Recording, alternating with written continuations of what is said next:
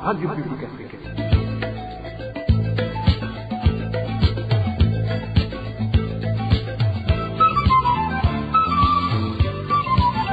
Radio Publique Africaine.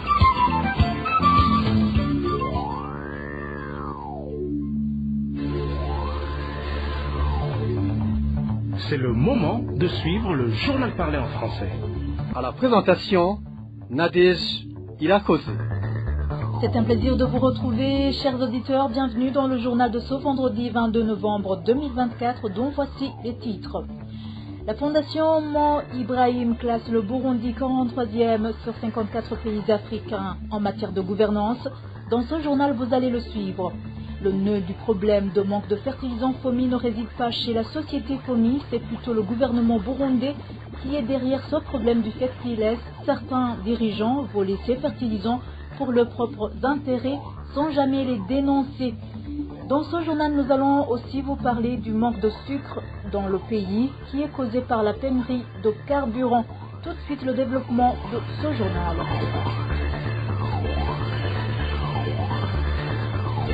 Bonjour ou bonsoir, débutons ce journal par la page Droits de l'homme. La libération d'Emilienne Sibomana continue de satisfaire plus d'un dans la famille des défenseurs des droits humains. Au sein de la Fédération nationale des syndicats du secteur de l'enseignement et de l'éducation, FENASEB en sigle, la libération d'Emilienne Sibomana vient renforcer leur détermination. Cette fédération demande également que non seulement Emilienne Sibomana soit protégée, qu'il soit aussi réintégré rapidement dans ses fonctions. Suivez Antoine Manouma, président de la FENASEB. Au sein de la Fédération nationale des syndicats du secteur de l'enseignement et de l'éducation du Burundi, FENASEB, c'est une joie immense et un grand honneur que la libération, ce 21 novembre 2024, de notre camarade Sibomana Emilienne, qui était incarcéré injustement depuis près de 2 ans pour avoir dénoncé les abus sexuels, dont étaient victimes les élèves filles du lycée technique Christian Roy de Gitega, et de la responsabilité revient au directeur de cet établissement. La libération de Sibomana Emilienne vient nous réconforter parce qu'elle confirme que toutes nos interventions n'étaient qu'une pure vérité. En se référant à l'exemple de Sibomana Emilienne, les défenseurs des droits humains devraient vaincre la peur et surmonter la peur des conséquences liées à leurs actions, car la vérité finit par l'emporter. Nous saisissons cette occasion pour remercier tous ceux qui ont contribué pour parvenir à la libération de notre camarade Sibomana Emilienne. Que nos vifs remerciements parviennent aux médias, aux organisations engagées dans la défense des droits humains et à ses avocats. Nous demandons au ministère et à l'éducation, dans ses attributions, de procéder à la réintégration sans condition de Sibomana Emilienne afin qu'elle reprenne le service. Nous demandons au gouvernement de prendre toutes les mesures nécessaires en vue de protéger les défenseurs des droits humains car ils sont utiles et contribuent efficacement dans la promotion et le respect des droits humains. C'était Antoine Manouma, président de la FENASEB. En page gouvernance, l'incident qui s'est produit dans la nuit de ce mercredi dernier à l'aéroport international Melchior Ndadaye, quand l'avion Brussels Airlines a été obligé de s'opposer à Entebbe, en Ouganda, à cause d'une panne survenue sur la piste d'atterrissage, est une preuve que le Burundi est dirigé par des incompétents dans tous les secteurs. Réaction d'Emery Pacifique Igiraneza, président du mouvement MAP Burundi Buhire, qui ajoute d'ailleurs que ce genre d'incident ternisse l'image du Burundi.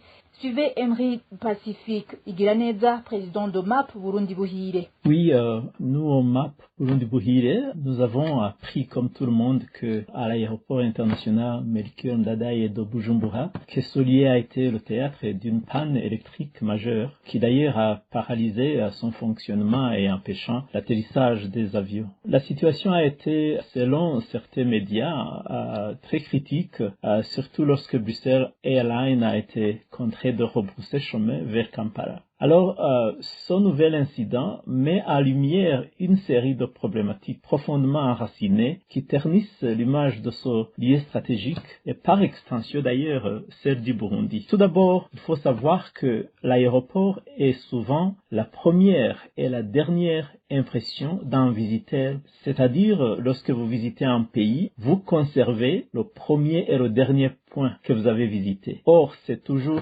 l'aéroport. Lorsque les infrastructures sont défaillantes, l'image du pays tout entier en pâtit. Ces incidents répétés témoignent d'un manque de vision et de leadership au sommet de l'État. Le manque d'eau signalé récemment dans ce même endroit montre que la situation est alarmante. L'état insalubre des toilettes et maintenant une panne électrique illustre une désorganisation chronique. Comment le Burundi peut-il espérer attirer des investissements ou des partenaires internationaux lorsque même des infrastructures stratégiques telles que l'aéroport sont négligées? Donc c'est ça en fait la question qu'il faut se poser. C'est-à-dire, les dirigeants actuels n'ont pas les moyens et l'expérience nécessaires pour gérer les affaires. Ce dernier incident aurait pu être évité. Cela montre à quel point le gouvernement actuel est incapable de répondre aux besoins de base, même dans des secteurs stratégiques. Et cela présente un danger pour le pays. Donc,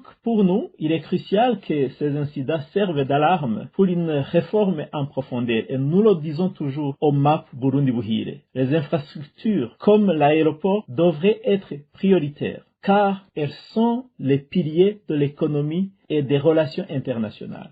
Un changement de camp est indispensable pour éviter que le pays ne continue sur cette pente descendante. Le Burundi est classé 43e sur 54 pays africains en matière de gouvernance par la fondation Mo Ibrahim. Selon cette organisation, le Burundi a reculé dans ce domaine au cours de la récente décennie. Émile Nibasumba.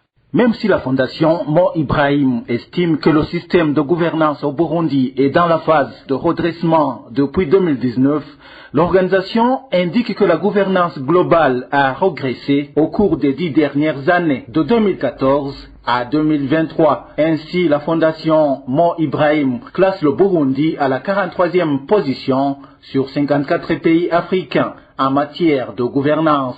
Selon cette organisation qui lutte pour le renforcement de la gouvernance, la sécurité, l'état de droit, la participation, les droits et l'inclusion ont reculé au Burundi ces 10 dernières années. Dans son rapport d'octobre 2024, la fondation Mo Ibrahim estime en revanche que les fondements des opportunités économiques et le développement humain se sont améliorés en 2023 comparé à 2014. En ce qui concerne la sécurité, la fondation Mo Ibrahim indique que le Burundi a fait un recul ces 10 dernières années sur certains indicateurs comme l'absence de conflits armés et l'absence de violence à l'encontre des civils. Sur ce dernier volet, la fondation Mo Ibrahim estime que le Burundi a perdu plus de 30 points, se classant ainsi 44e sur 54 pays avec environ 53 points sur 100 dans ce domaine de protection de la population civile contre les violences. La fondation Mo Ibrahim donne aussi son interprétation de la situation de l'état de droit au Burundi. Merci Émile Nibasumba. Dans un instant, nous continuons ce journal avec la page économie. Parlons économie, lamentation et désespoir chez les cultivateurs de la zone Muyange située en commune Nyanzarak et de la province Makamba suite au manque de fertilisants FOMI ayant fait que les cultures ne poussent pas. Et ces cultivateurs d'indiquer que cette situation leur arrive alors qu'ils ont déjà payé tout l'argent des commandes de fertilisants effectuées. Le point avec Balthazar Miburo. Certains cultivateurs de la zone Muyange, commune Nyanzarak, indiquent qu'ils ne savent pas comment ils vont survivre dans les prochains jours suite au manque de fertilisants FOMI. La situation se présente ainsi au moment où ces cultivateurs ont déjà terminé depuis quelques semaines de payer l'argent pour les fertilisants qu'ils ont commandés. Témoigne de l'un de ces cultivateurs. Nous vivons avec de la peine suite au manque de fertilisants. Nous avions déjà payé tout l'argent des commandes qu'on a effectuées. Si on demande la cause derrière ce manque de fertilisants, on nous répond que les fertilisants sont disponibles, mais il manque de véhicules pour aller les amener suite à la pénurie du carburant. Des conséquences qui résultent de ce manque de fertilisants se sont déjà remarquées d'après nos sources.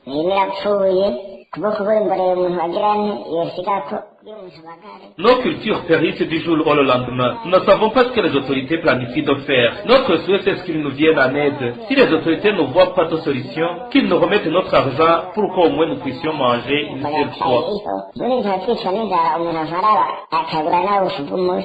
Cette problématique de manque de fertilisation s'est déjà fait remarquer également dans d'autres localités du pays, à part la commune de Nyanzala. Dans toutes ces localités, les cultivateurs manifestent le désespoir quant aux récoltes de cette saison. Merci Balthazar Mibouro. À ce propos, le manque de fertilisants qui se manifeste depuis un certain temps est imputé au gouvernement qui ne semble pas accorder de la valeur au secteur agricole, contrairement aux dires des autorités.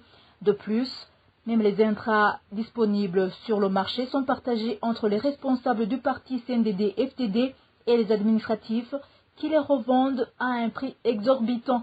Josiane Moudaneda pour plus de détails. Une fois que la FOMI a fini de produire les fertilisants lui commandés par le gouvernement, elle se charge elle-même de les acheminer au chef-lieu des provinces, suivant les directives du ministère de l'Agriculture et de l'Élevage. C'est au cadre de la FOMI dont nous avons modifié la voie pour des raisons de sa sécurité et qui s'est entretenu avec la RPA, raconte. Au fait, c'est le ministre de l'Agriculture qui nous donne la commande et il accompagne cette commande par une note qui comprend la quantité d'intrants à livrer par province. Par exemple, il peut nous dire de livrer 15 000 tonnes à la province Makamba et 3 000 tonnes à la province Kayanza. Donc, nous avons des stocks dans chaque province et ces derniers sont gérés par nos agents. Donc, on achemine tous les intrants nous-mêmes jusqu'au chef-lieu. Ce travail de distribution a néanmoins rencontré des difficultés ces derniers jours. La raison est que le gouvernement ne priorise plus la FOMI lors de la distribution du carburant, une situation qui a débuté avec la venue du nouveau système de dispatching du carburant avec l'application Igitoropass, car avant, selon les enquêtes menées par la RPA, la FOMI disposait de sa propre station-service qui est à présent à sec. Résultat, une soixantaine de camions pleins de fertilisants sont en stand-by faute de mazout, et ce depuis près d'un mois. Néanmoins, la FOMI a fait des pieds et des mains pour au moins livrer à temps les intrants de type Bagara pour permettre aux cultivateurs de commencer le semis. Mais ce qui est aberrant, c'est que ces engrais ont été détournés par certains dignitaires, comme en témoigne notre source, cadre de l'usine FOMI. Les problèmes commencent dès la réception des fertilisants par nos agents. En fait, une fois les intrants arrivés au chef-lieu, le gouverneur, le commissaire de police, le représentant des Imbonerakure, tout son monde se pointe et exige des quantités à emporter. Et pour sauver leur peau, nos agents s'exécutent. C'est pour cela que les gens attendent en vain de recevoir les fertilisants pour lesquels ils sont payés à l'avance, alors que nos stocks ont été constitués selon la commande du ministère. Côté cultivateur, il confirme cette version du cadre de la FOMI. Les habitants de différentes localités regrettent de voir que ce sont ces mêmes autorités qui reviennent leur revendre ces fertilisants 3 fois plus le prix officiel. Il nous manque chaque fois que nous aurons de fertilisants maison B, et cela depuis le mois de juillet. Pour le moment, nous avons besoin de fertilisants de salitrage. Un petit sac de 25 kg plein de fertilisants s'achète à 31 000 francs, c'est le prix officiel. Malheureusement, le même sac s'achète à 120 000 francs sur le marché noir. Paradoxalement, les vendeurs clandestins au marché noir, ce sont les mêmes distributeurs officiels de l'État. Ils nous suivent cet anglais, mais lorsque tu vas dans les boutiques, tu le trouves facilement. Au total, l'usine FOMI a produit cette année 237 800 tonnes de fertilisants, à savoir 224 800 tonnes constituant la commande leur donnée par le gouvernement, ainsi qu'un surplus de 13 000 tonnes de fertilisants à titre prévisionnel. Merci Josiane Mozaneza. Toujours en parlant économie, il s'observe ces derniers temps le manque de sucre au niveau des provinces situées au centre du pays. La RPA vous parle aujourd'hui de la situation qui prévaut dans les provinces de Muramvya et Mngaro. Ceux qui se sont entretenus avec la RPA parmi les habitants de ces deux provinces indiquent que même le peu de sucre disponible, quelquefois, est vendu à un prix supérieur au prix de 6 000 francs burundais fixé par le gouvernement. Reportage de Rémi Ndelagakura. Ceux qui se sont entretenus avec la RPA parmi les habitants de la province de Muramvya révèlent que trouver le sucre est en casse-tête. Ces habitants font savoir qu'ils sont signifiés par des commerçants qu'ils ont abandonné de chercher le sucre à cause de dépenses que ça leur coûte en allant le chercher à la Sosumo alors qu'ils ne peuvent pas obtenir des bénéfices en retour. Les commerçants qui continuent malgré cette situation d'aller chercher le sucre, ils le vendent à 10 000 francs par le kilogramme. Témoignage d'un habitant de Muramvya qui s'est entretenu avec la RPA. Depuis l'annonce de la baisse du prix du kilogramme, nous peinons à trouver le sucre. La plupart des commerçants ont cessé d'amener le sucre craignant qu'ils nous viennent à Douklia et par conséquent perdre l'argent dépensé. La situation est similaire dans la province d'Omngaro. Le prix officiel par le kilogramme fixé par le gouvernement à 6 000 francs n'est pas respecté le peu de fois que le sucre est disponible. Il y a des commerçants qui ont un peu de sucre, mais nous ne savons pas d'où ils proviennent et un kilogramme coûte entre 9 ou 10 000, alors que le prix officiel est de 6 000. Dans la majorité des boutiques, on ne trouve pas un kilogramme de 6 000. Des habitants de ces deux provinces demandent aux autorités habilitées de trouver une solution durable à cette problématique de manque de sucre. Cette pénurie du sucre est également signalée dans d'autres localités du pays. Merci Rémi Ndelagakura. Et même si la pénurie du sucre ne cesse de se remarquer dans différentes localités du pays, au sein de la Sosumo, nos sources révèlent que la production s'est améliorée par rapport à l'année dernière, malgré l'existence toujours de certains problèmes à l'interne. Différentes sources estiment donc que la cause derrière la pénurie actuelle de sucre est le manque de carburant qui fait que les commerçants grossistes peinent à se rendre à la Sosumo pour prendre le sucre, une situation également confirmée par des autorités de certaines provinces.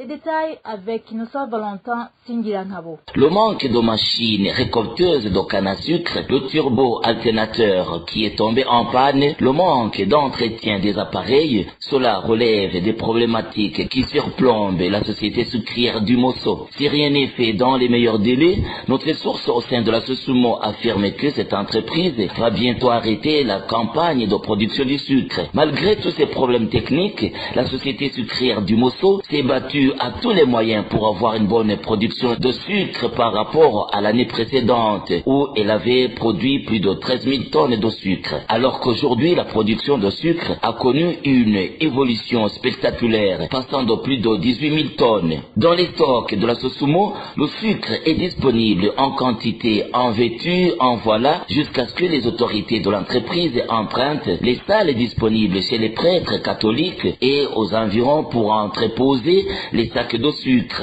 Selon toujours notre source, le sucre est disponible en grande quantité parce que l'entreprise continue de produire le sucre qui n'est pas écoulé chez les consommateurs. C'est dans cette optique que les autorités de la Sosumo ont sillonné à travers tout le pays pour vérifier l'origine du blocage et voilà que les gouverneurs des provinces ont expliqué que les grossistes ont manqué à leur tour les moyens de transport suite à la pénurie du carburant. La situation se présentait ainsi alors que dans plusieurs localités du pays, la population se plaint en disant que le sucre est insuffisant et que la petite quantité disponible sur le marché coûte énormément cher. Le prix officiel du sucre produit par la Sosumo a été revu à la baisse et pointe désormais à 6 000 francs au kilo depuis le 17 octobre 2024. Ce tarif a subi une réduction significative par rapport au précédent prix de 8 000 francs appliqué aux consommateurs. Merci à toi Innocent Valentin Singilangabo.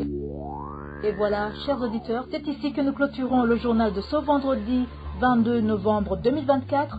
Merci pour votre attention. Merci également à tous mes collègues pour le travail accompli. Bon début de week-end à tous.